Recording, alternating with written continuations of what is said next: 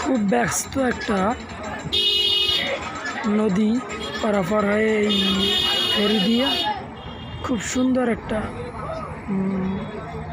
জায়গা। দেখেন একটা ফেরি ছাড়তে না ছাড়তে অন্য আরেকটা ফেরি এসেছে।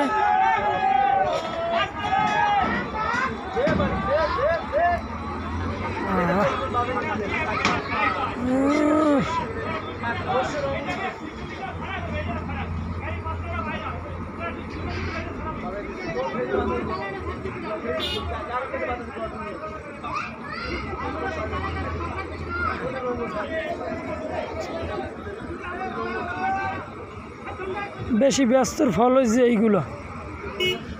একটা গাড়ি নেওয়ার জন্য এত করছে, কিন্তু সেখানে তো গাড়িটারই লস হয়েছে, লাগাই দিয়েছে।